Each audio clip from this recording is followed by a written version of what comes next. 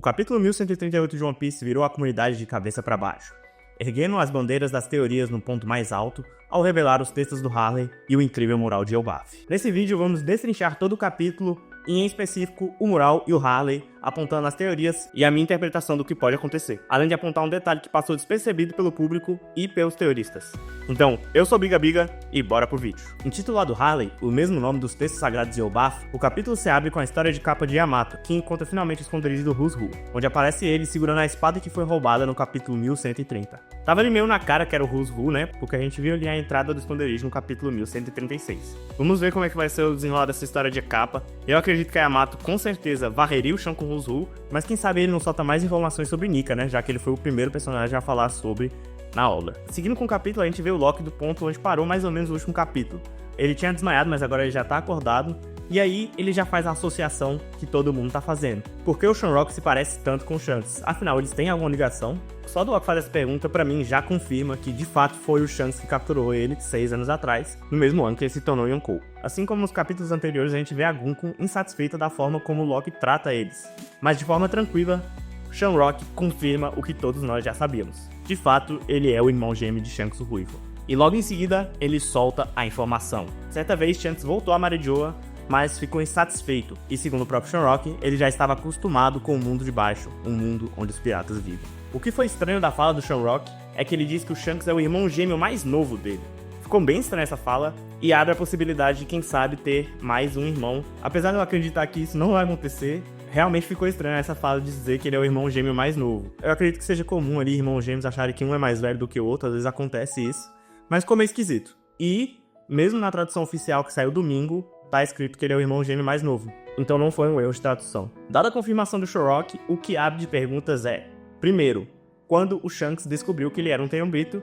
E segundo, quando ele foi a Marijoa? Respondendo à primeira pergunta, eu acho que ele descobriu que era o Tenryubito assim que os piratas Roger voltaram de Laugh Tale. No capítulo 968, logo após Gold Roger voltar de Laugh Tale, a gente tem uma fala do narrador dizendo que o pequeno Ruivo fez uma pergunta ao seu capitão, e a resposta fez com que ele chorasse. Eu acredito que nesse momento o Shanks provavelmente perguntou pro Roger sobre seu passado. Acho que esse é o melhor ponto na linha do tempo que explica tudo, porque eu acho que ele teria que descobrir antes da execução do Roger, antes da desbandada dos piratas do Roger. Já a segunda pergunta, de quando ele foi a Marijoa, eu acredito em duas opções. A primeira, que eu vi muita gente apontando, foi entre 24 anos e 22 anos atrás. Logo após a execução do Gold Roger, a gente viu no flashback do Bug que ele chamou o Shanks pra formar um bando, para eles irem atrás do One Piece juntos. Mas o Ruivo recusou, dizendo que teria outras coisas pra fazer primeiro. De fato, essa parte se encaixa muito bem com a linha cronológica, e faria muito sentido ele ter ido a Marijoa logo após a execução do Roger e logo após a desbandada dos piratas Roger, já que 2 anos depois ele aparece na Vila Gecko pra recrutar o Yasop e provavelmente começar os piratas do Ruivo. Mas uma coisa que veio na minha mente foi como ele foi a Marijoa. Já que 24 anos atrás e 22 anos atrás ele tava no East Blue, porque a execução do Roger foi lá também, não acham que faria sentido ele ter que ter algum tipo de recurso para chegar a Marijoa alguma vez e conseguir subir lá no meio do paraíso, na Grand Line? Então a minha segunda aposta seria entre 22 anos e 13 anos atrás, que é o período entre ele encontrar o Yasop e ele roubar a Gomu Gomu no Mi. Dessa forma ele já teria recursos ali junto com os piratas do Ruivo para ir a Marijoa, para chegar na Grand Line e chegar a Marijoa de alguma forma. Mas vamos ver, ambas as apostas são muito boas e faria também muito sentido se fosse antes dele formar os piratas do Ruivo. Seguindo com o capítulo, Loki ironiza o fato de odiar os dois irmãos, um a antítese do outro, um Tenryubito e um grande pirata, e diz que assim que ele se soldar das correntes, ele vai atrás de sua vingança. Então, um baita quadro, Shamrock volta, branda sua espada e diz: Cerberus. De forma parecida com os Gorosei, com uma aura negra e chamas negras, da ponta da espada do Shamrock sai um gigantesco Cerberus, um cão de 3 cabeças. Um ponto importante para dizer aqui é que quando o Loki se questiona o que era aquilo, o Shamrock responde de forma clara que era a espada dele. Eu não acho que o Shamrock vai ter uma Akuma no Mi, e sim a espada dele. Se for uma Akuma no Mi, né? Eu não consigo imaginar o Vegapunk ali fazendo isso pro Shamrock. Então talvez seja poderes inatos de Imu, assim como parece ser com o Gorosei, né? Já que os detalhes são muito parecidos. O fogo negro no chão, tem a questão do ciclo de teletransporte, né? Com os 2 cavaleiros sagrados, além das nuvens negras em volta dos Cerberus, né? Indicando ali um possível despertar, como foi também com os Gorosei. O colar dos Cerberus começa a girar, então o Shamrock dispara o seu ataque, Scamble, fazendo com que as 3 cabeças se soltem do corpo, indo em direção ao Loki. Ambas as cabeças têm espadas na ponta de suas bocas, de uma forma extremamente bizarra. E o Loki fica maluco com aquilo, sabendo que se ele tomar, ele vai se ferir bastante. Antes de ir embora com a Gunko, o Shanks pede para que o Cerberus volte, novamente apontando ali que a espada de fato é quem tem os poderes. Seguindo para o próximo quadro, a gente vê a Gunko e o Shamrock indo embora com os poderes ali da Gunko, numa espécie de pássaro com cabeça de seta. E então, nosso Ruivo Engomadinho fala: se por acaso o Loki se desprender e sair dessa, ele encara o Loki numa luta. Eu acho que isso é um excelente prenúncio que os dois vão lutar. Além disso, o Shamrock fala que vai ir atrás das crianças de Elbaf, já que deu errado ele com o príncipe dos guerreiros, o Loki. Um ponto interessante de se notar nessa parte é que, como eles vão atrás das crianças, é bem provável que eles vão dar de cara com a Nico Robin e o Chopper, já que eles estão ali perto da escola, além do Frank também, e a Ripley. E o contrário com o Luffy, né? Já que eles estão se desencontrando. O Luffy primeiro foi para o castelo, onde eles saíram, e logo em sequência o Luffy chegou, e agora eles provavelmente vão em direção ao Loki, mas já vão ter saído de lá. Indo para o castelo de Aurust junto com o grupo do Luffy, a gente veria o Luffy discutindo com os gigantes que eram os guardas do castelo, falando que é impossível o Shanks ter feito algo com eles. O Luffy realmente fica bravo ao dizer que o Shanks fez alguma maldade, e ele confia plenamente no Ruivo, dizendo que é impossível ele ter feito isso, já que ele é um cara tão gente boa. A Nami até aponta a confiança que o Luffy tem, e o Luffy ainda compara essa confiança com a confiança que a Nami tem na Belle Mary, sua mãe. Eu acho muito legal ver como o Luffy realmente confia muito no Shanks. E traz um pouco de Barba Branca e Gold Roger, né? Quem sabe a gente não tem ali uma repetição daquela época cena do Clash de Haki sem se tocar, no maior estilo Luffy com sandália e o Shanks com a Grifon. Seguindo com o diálogo, é legal ver como o Luffy e os guardas levantam a bola das possibilidades de ser outra pessoa e quem sabe até um irmão, cravando ali exatamente o que aconteceu. No quadro seguinte, o Luffy fala sobre como ele nunca conversou ali com o Shanks sobre família, e a única família que ele sabe que o Shanks tem são os Piratas Roger, né? O Rayleigh, o Roger ali e todo o bando, exceto o Bug. Nessa hora, Oda foi gênio, porque no quadrinho ao lado ele coloca a figura misteriosa de Elbaf, aquele que apareceu logo no comecinho do arco, chamando os Chapéus de Palha, que é o mesmo da capa do capítulo 631 que tá conversando com o Crocus. Galera, essa figura muito provavelmente é Scopper Gaban. Seria muito difícil Oda botar outro personagem, ainda mais um que não fosse um Pirata Roger. Pra mim, é o Gaban. E muito provavelmente ele também é o pai do Kron, né? Já que ele é um pirata lendário que tá aí no meio dos gigantes de Elbaf e com certeza tem um nível de poder bem elevado. Passando agora pra parte do Frank, a gente vê ele ali explorando a árvore Adão junto com a Ripley. E aqui um ponto interessante que eu notei foi que o Oda foi bem esperto em colocar um gigante com cada chapéu de falha, já que o país de Elbaf é enorme e seria muito difícil eles andarem por aí por conta própria, né? Então o Frank tá com a Ripley, o Luffy, o Zoro e a Nami tá com o Road, o Chopper e a Robin estão ali com o Sol e o restante dos chapéus de palha estão com o Dory e o Brog. Enquanto exploram ali, o Frank fica maravilhado como tudo em volta é a árvore Adão, e a Ripley brinca com ele ali dizendo que vai abrir um mercado pra vender a madeira pra ele. Lá ele... Então o Frank, assim como se corta uma árvore, corta a Ripley falando que não vai rolar, já que até o Sol já pagou um sapo pra ele, dizendo por aí que não é pra cortar a árvore sagrada de Elbaf. Antes de ir pro ponto onde o Frank vê o mural, eu vou pular pra parte da escola da moça, onde a gente vê algumas crianças ali brincando em rápido 3 quadrinhos antes de ir pra parte da Robin. Eu acho que o Oda quis colocar essa parte aqui pra ver como as crianças estão se divertindo ali e estudando, enquanto um perigo gigantesco vai em direção a elas, que é o Shamrock e a Gunko. Provavelmente eles estão indo pra lá, que é onde as crianças ficam. Seguindo pra Biblioteca da Coruja, vemos Nico Robin, Chopper e o Jaguar de Sol conversando sobre um livro. O livro que está na mão do gigante é o Harley. Ele ostenta ali o símbolo do sol, aquele que vemos em vários momentos na série, como em Skypiea, na bandeira de Alabasta, na Ilha dos Homens Peixe, na Igreja do Kuma e em vários outros pontos. Um ponto interessante de se notar aqui também é que eu tenho quase certeza que esse livro é um livro original gigante, não um livro de Ohara. Se ele sair da biblioteca, provavelmente ele vai continuar gigante, diferente dos outros livros que a gente viu nos capítulos anteriores, né, com os poderes da Bíblia. Então Sol explica que aquele é o Harley, a base para os mitos de Elbaf, e que suas interpretações são meio fragmentadas, de forma que faz com que cada guerreiro de Elbaf acredite em uma versão diferente de Nika. Sol fala que o livro é dividido em 3 capítulos, o primeiro, o segundo e o terceiro mundo, onde o terceiro seria o que está acontecendo e o que está por vir. Porém, o gigante com nome fala que as lendas de Nika também são espalhadas por todo o mundo, mas que em todas as suas versões, o deus do sol aparece sempre sorrindo e dançando ao ritmo dos tambores da libertação. E então, no ápice de tudo, Nico Robin pergunta se finalmente pode ler. E temos enfim o painel mais incrível de One Piece. A face de Frank representa todo o fandom e o mito do mundo é revelado. Finalmente agora passando pro mural de Elbaf, vamos voltar um pouquinho pra ver como foi a reação do Frank ao ver o mural, né? Ele olha ali de longe e pergunta pra Ripley, o que é aquilo? E ela fala, de fato é um mural. Um mural que foi pintado por crianças entre 800 e 900 anos atrás.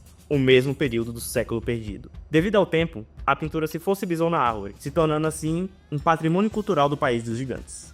Então vamos dividir a análise em duas partes. Primeiro eu quero analisar apenas o Halley e segundo o mural, porque faz sentido mais ver primeiro a história do que está escrito para tentar associar com o que aparece no mural, né? Então vamos lá. No capítulo 1136, Jaru comenta com Luffy que Halley são os textos sagrados de Elbaf e que por ser escrito em idioma arcaico, existem muitas interpretações para o seu real significado. Mas segundo os textos, o mundo já foi destruído 2 vezes, e ambas as vezes há sempre a presença de Nika. Um ponto interessante que eu disse até no meu vídeo de leitura do capítulo foi que o Halley, ele não é um texto escrito em Poneglyph, ele é um texto escrito no idioma antigo de Elbaf. Não faria sentido ele estar escrito em Poneglyph, senão os gigantes não saberiam nem ler, né? A não ser que os gigantes de fato soubessem ler Poneglyph, que provavelmente não é o caso. Então, o Halley é um texto legível. Seguindo com a fala do Jaru, segundo ele, há quem diga que Nika vem para salvar ou destruir o mundo. Por isso que aqueles no poder sempre temem o seu retorno. Voltando para o capítulo 1138, vamos ler agora o que diz os textos do Halley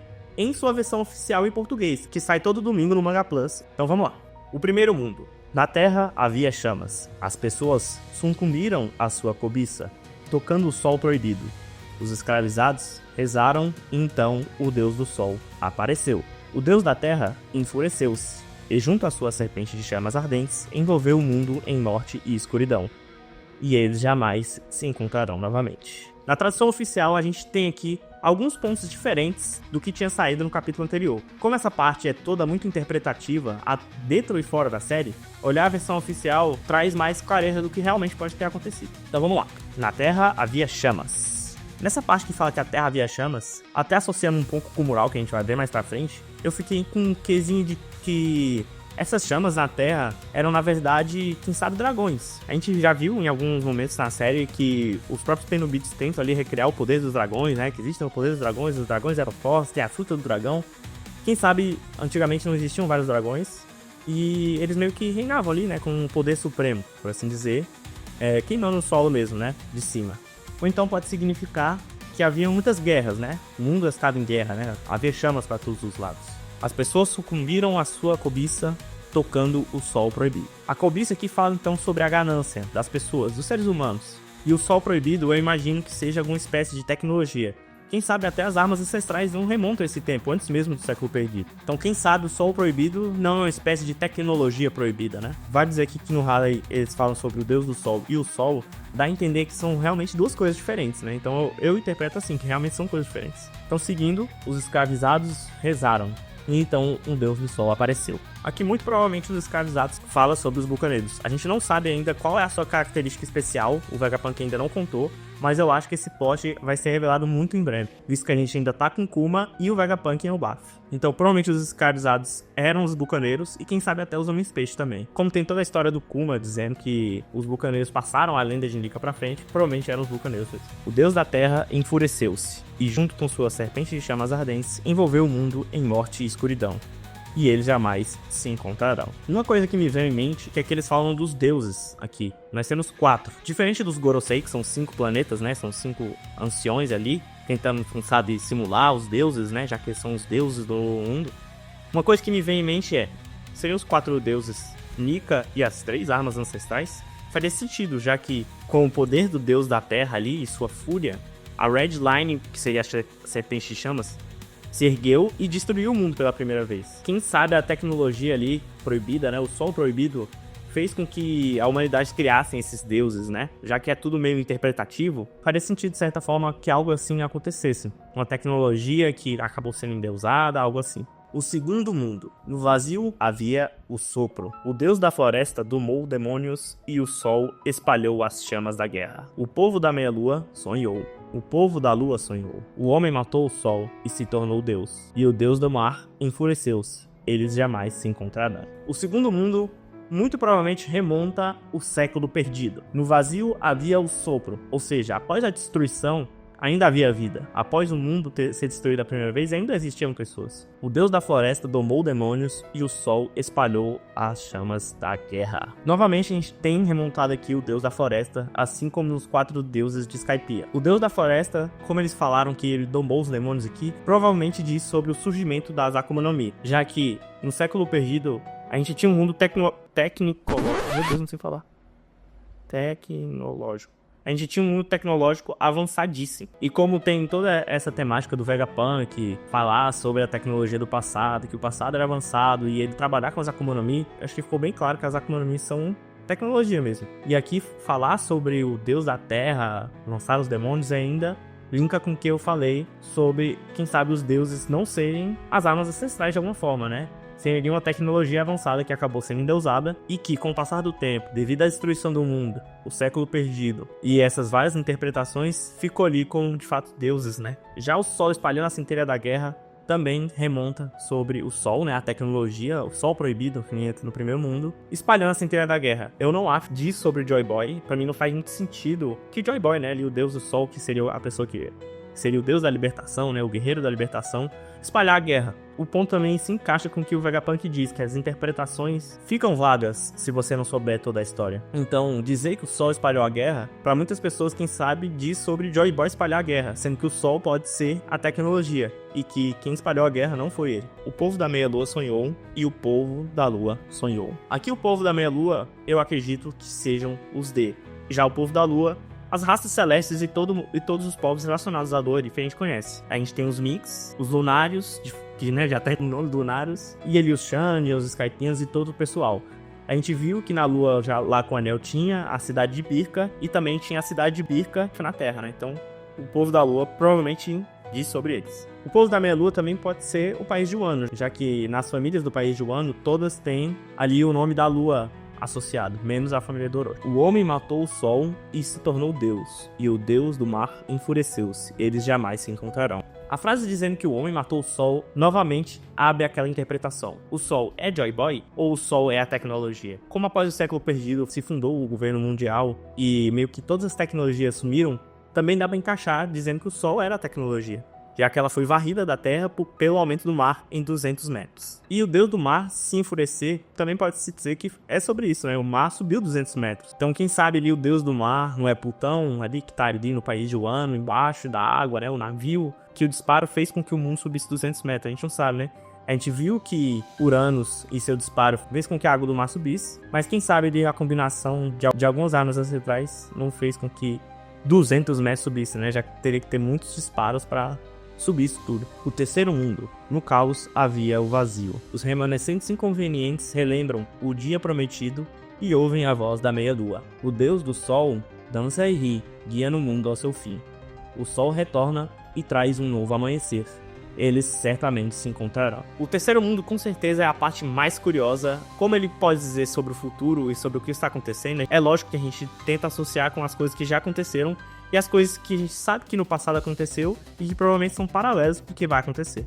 A primeira frase, vamos lá. No caos havia o vazio. Aqui eu acredito que tem meio que duas interpretações que servem e que podem ser as duas mesmo. Primeiro que no caos, né, ali no mundo após a destruição, havia um vazio, meio que uma futilidade, né, já que os dragões celestiais ascenderam lá, a Merejoa, e meio que se tornaram fúteis de certa forma, né? E além disso, o vazio pode significar também o vazio das lembranças, né? Já que a gente viu, por exemplo, o Imu falando que hoje os D são apenas castas vazias. Os remanescentes inconvenientes relembram do dia prometido e ouvem a voz da meia-lua. Aqui não tem como não associar com a lei de Tolkien, né? Os remanescentes sobreviventes provavelmente diz sobre todos os povos que relembram um pouco da história do que aconteceu. Como a gente pode ver na Ilha do Homens Peixe, por exemplo, que a história de Joy Boy foi passada durante a família real, não só os Homens Peixe, mas também a gente pode ver sobre o Deus do Sol em Skypiea, lá com o sacrifício, os bucaneiros com Kuma. Essas remanescências, esses pequenos lampejos do que havia na história do passado. Já ouvir a voz da meia-lua, a gente lembra, que nem eu falei, a gente lembra da Lady Tolkien, que fez a sua previsão. Uma outra coisa que eu pensei que pode ser é, quem sabe, a gente não tem uma associação da voz de todas as coisas, né? Já que os remanescentes, né, algumas pessoas conseguem ouvir ali os objetos de alguma forma, que a gente viu Roger ouvindo um poneglyph.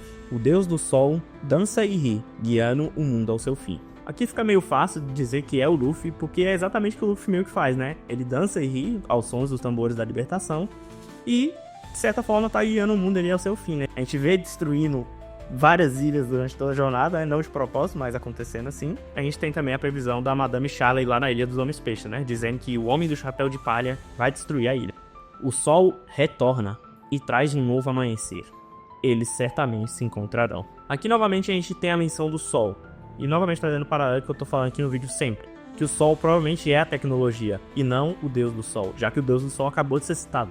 O Sol voltando, quem sabe, não é um prenúncio de que a tecnologia tá voltando. A gente vê o que o Vegapunk tá estudando e que tá trazendo. Essa tecnologia, toda essa união que pode trazer é o novo amanhecer. Como a gente acabou de falar um pouco sobre a Madame Charlie, eu quero trazer um ponto aqui que é o detalhe que eu não vi ninguém falando. Que é simplesmente que a gente não tem meio que nenhuma menção ao chapéu de palha.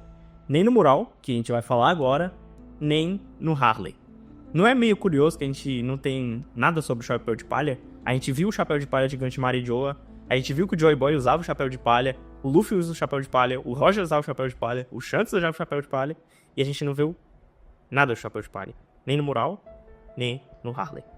Tá que o chapéu de palha pode ser uma meia-lua, mas não acho que seja isso. Então essa é meio que a curiosidade que eu trouxe aqui do vídeo, né? Um ponto que realmente não vi ninguém falando. Será que o chapéu de palha não tem muito a ver com o mundo, né? Ali o primeiro mundo, né? Antes do século perdido? Ou será que o chapéu de palha já é algo do século perdido ali? Um símbolo de Joy Boy, quem sabe um símbolo do D não seja um chapéu de palha, né? Agora sim, vamos para o mural. Eu vou tentar ali interpretar o que aconteceu no mural, qual parte fala sobre o mural, né? Eu acho que ali que o mural é uma mistura muito doida entre o primeiro, o segundo e o terceiro mundo ao mesmo tempo. Não nada separado assim, tipo, essa parte é o primeiro mundo, essa parte ali é o segundo mundo, não. Eu acho que ambas as partes falam sobre as três histórias ao mesmo tempo, só que coisas aconteceram em apenas algumas das partes. E coisas vão acontecer em algumas das outras partes também, né? Então vamos lá ao mural.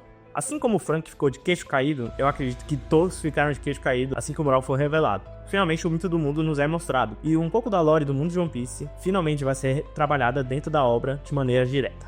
O mural com certeza esconde muitos segredos, e assim como o Rayleigh disse no capítulo 507, a interpretação do que é a verdadeira história do mundo vai depender de como os chapéus de palha vão conhecer o mundo. E uma coisa que eu notei também é que durante a viagem do Roger que a gente viu, a gente não vê em nenhum momento eles indo a Elbaf. Será que eles não passaram lá antes de ir pra Laugh Tale? E por isso que, quem sabe, eles tiveram uma interpretação diferente? Na minha primeira leitura, eu acho que, assim como a maioria das pessoas, eu tentei dividir o mural em três. Assim como o Harley tava ali montado dentro do painel.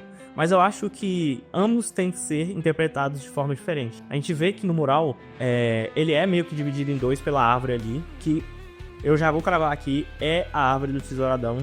É Elbaf. Assim que a gente chega em Elbaf e conhece o Loki, ele fala que o submundo é o lugar onde o Sol morreu, que é exatamente o que diz no segundo mundo ali, né, no Harley. Então provavelmente essa árvore é Elbaf, onde aconteceu ali a batalha do século perdido. Mas depois de analisar muito o mural e ficar olhando pra ele, assistir até alguns vídeos, fica claro que ele não é dividido em três, né, como eu disse. Mas sim remonta ali as três histórias ao mesmo tempo e particularmente acredito que a história do segundo mundo é a história do século perdido, já que foi o período que ele foi pintado. Então vamos começar da direita para a esquerda. Logo na direita a gente vê uma super serpente e logo abaixo uma cidade onde pessoas trabalham. Aqui a serpente pode dizer para nós duas coisas. Pode ser a Red Line, já que ela é a serpente em chamas e ela tá atacando fogo, ou quem sabe um aliado, já que se a gente olhar o painel de forma ampla, a gente vê que os aliados de Nika ali estão todos virados para a esquerda, da mesma forma que a serpente. Enquanto ali a gente tem um demônio, um dragão virados para o lado direito, que seria o lado contrário, né? Então, visualmente falando, dá para ter essa interpretação também. Tentando encaixar com o texto do Harley, eu imagino algo parecido com isso. Havia fogo sobre a terra. Nós vemos fogo embaixo ali do mural. Os escravos fizeram um pedido e o Deus do Sol apareceu. Trabalhando ali na cidade logo abaixo, parece muito que realmente eram os escravos que estavam ali, né? A gente vê ali um pouco da fumaça saindo, como se fosse realmente algo tecnológico, né? Por isso que eu acredito que talvez essa serpente não seja exatamente a Red Line. Bom, segundo essa minha interpretação, o painel meio que ele é dividido em dois. Uma parte do passado e uma parte do futuro. E ao mesmo tempo, ambas as partes aconteceram nos dois períodos. Segundo essa interpretação, a humanidade é representada no painel pela cidade, que sucumbiu à ganância e ao desejo, explorando tanto a terra que os seus recursos meio que foram embora ali, né? Logo em seguida, os escravos escamam ali pelo Deus do Sol para assim finalmente aparecer. O Deus da Terra enfureceu-se e, junto à sua serpente, ardendo em chamas, envolveu o mundo em morte e escuridão. Essa primeira parte a gente consegue visualizar ali meio que na luta entre o dragão e a serpente, entre o dragão, a serpente, a cidade ali e tudo mais. Mas um outro ponto que eu achei e que eu levantei logo assim que a gente leu o Harley, era sobre os dragões. Quem sabe o Deus da Terra não é esse dragão que tá ali em cima, né? Como eu falei, ele reinava sobre a Terra, ele ardia a Terra em chamas. Novamente trazendo ali a serpente pro lado das pessoas boas, por assim dizer, né? E o dragão pro lado mais antagônico da história. Nesse lado do painel a gente também vê Zunisha com uma pessoa com uma coroa em cima dele e a Arca Noa. A gente sabe que o Zunisha é um elefante que já vivia antes do século perdido, há 1000 anos atrás. Então faria sentido essa primeira parte falar também sobre o primeiro mundo, que é a parte que a gente provavelmente tem menos informação. Uma das únicas partes assim que a gente sabe sobre antes do século perdido é na câmera lá de Alabasta, quando a Nico Robin lê o Poneglyph, que ela fala sobre a Era do Céu. Novamente combinando com essa ideia de que o dragão ali que aparece no mural e outros dragões reinavam sobre os céus, né? Sobre essa pessoa em cima do Zunisha, pra mim diz sobre um antepassado do Momonosuke e levando a interpretação para o terceiro mundo até o próprio Momonosuke, já que ele foi o único ali a comandar o elefante gigante e a gente sabe que ele tem um papel importante a desempenhar, que foi o que o Oden falou no seu diário. Desse lado a gente também tem uma espécie de Arca Maxim, que pode ser uma das armas ancestrais, e também a gente tem a lua. Essa parte o Oda foi bem incisivo, porque a gente sabe que o Enel tá na lua e é literalmente a Arca Maxim tá ali soltando um raio, né? Então fica meio confuso a gente tentar encaixar ele todo na história ali. Passando para o outro lado da história, pro outro lado da árvore, pro lado esquerdo, a gente vê que tá acontecendo uma batalha contra um Mega Demônio. Eu acho que todo mundo aqui associou essa imagem com o Imu, já que ele tá segurando o sol, que representa também, de certa forma, a tecnologia. E o que faria sentido, já que a gente tem Nika e várias raças junto lutando contra eles, como gigantes ancestrais, gigantes, minks, tontatas. A gente vê a Princesa Sereia, que é uma das armas ancestrais, e vários barquinhos ali que pode representar os povos por onde Joy Boy e o Luffy passam, né? Como Alabasta, o Ano, a gente vê ali um lunário, a gente vê uma baleia também, a gente vê um Mink na sua forma Subong, todos aparentemente lutando contra esse ser. Agora um ponto interessante que a gente tem aqui é que a gente vê a Ripley falando pro Frank que nunca antes da história os gigantes meio que tiveram um intercâmbio cultural ali, se aliaram a outras raças, o que é um ponto que aponta para dizer que o mural retrata o futuro, já que a gente vê ali várias raças junto com os gigantes, né? E também reforça o ponto de que a Ripley fala que aquilo tudo poderia ser um sonho. Ou seja, ali nós teríamos Loki, Emeth, o King, Minks Sulong, Shirahoshi, os samurais de Wano, enfrentando todos na guerra esse poder maior. Uma coisa que eu vi muita gente falando é sobre o fato do Barba Negra meio que ser difícil de encaixar nessa parte. Mas uma coisa que eu pensei é que, quem sabe, essa guerra toda não é contra o Barba Negra, já que ele pode ali tomar o sol de Imu e lutar ali contra toda a aliança dos Chapéus de Palha, né, numa guerra gigantesca. Já Imu poderia ser representado, quem sabe, pelo dragão, já que a gente viu lá com o Rei Cobra, quando ele se transforma, ele meio que parece um dragão, até parecendo com esse dragão do mural. Então nós teríamos, de um lado, Barba Negra lutando contra o Luffy e toda a aliança, com uma espécie de poder maior, e a gente ainda teria Imu lutando contra a serpente, quem sabe até o Dragon. Será que eu viajei demais? Bom, galera, é mais ou menos isso que eu tava pensando sobre o mural. Ele de fato abre muitas interpretações, dá pra ver que tem um primeiro mundo, dá pra ver que tem um segundo mundo, dá pra ver que tem um terceiro mundo. É previsão, não é previsão, é interpretação, não é interpretação. É fato que esse painel, a gente vai voltar nele muitas e muitas vezes para entender o que aconteceu no século perdido, para entender o que vai acontecer na sequência do mundo de One Piece. Muito obrigado para quem assistiu até aqui. Recomendo muito que vocês leiam a versão oficial que sai no domingo, porque como essa parte é muito interpretativa, dá para ter novas ideias ali.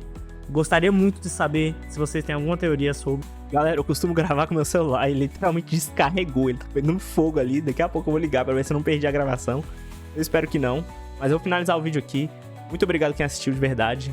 Se você curte One Piece, tem uma teoria bacana, deixa aqui nos comentários, eu adoraria saber. Vai ter capítulo 1139 essa semana. Vai ter live pra gente ler. Eu vou divulgar aqui na comunidade. Quando sair o capítulo, teremos um review na sexta-feira. Eu dei uma demorada pra sair o review, porque aconteceu algumas coisas esse final de semana.